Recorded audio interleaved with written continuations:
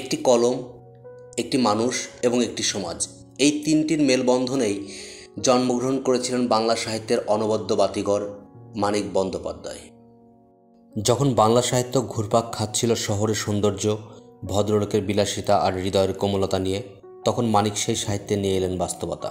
কনক্রিটের দেয়াল পেরিয়ে তিনি ঢুকলেন জেলে পল্লীতে, যেখানে ঈশ্বর নেই, স্বপ্ন নেই, আছে শুধু ক্ষুধা, আর্তনাদ আর জীবনের অনিবার্য সংগ্রাম।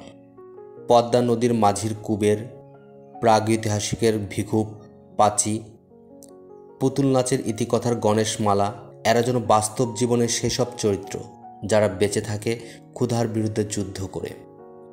মানিক এমন সব সাহিত্যকর্ম সৃষ্টি করলেন যেখানে ক্ষুধার যন্ত্রণা, প্রেম এবং বিপ্লব একসাথে কথা বলে। তিনি সেই লেখক যিনি সাহিত্যে ঢুকেছিলেন মনস্তত্ত্ব, মার্ক্সবাদ এবং দহনে পোড়া মানুষের গল্প। 1908 সালের 19 মে জন্মগ্রহণ করেন প্রবোধ কুমার বন্দ্যোপাধ্যায়, যাকে আমরা মানিক নামেই ডাকি।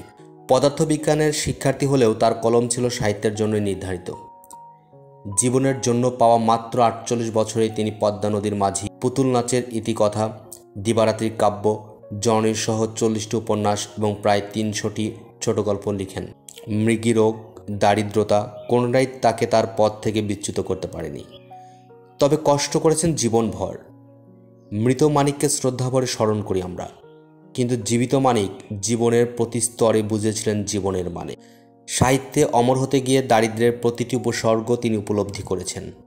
তাই হতে বলে গেছেন, দুটো ডাল ভাতের সংস্থান না রেখে বাংলাদেশে কেউ যেন সাহিত্য করতে না আসে।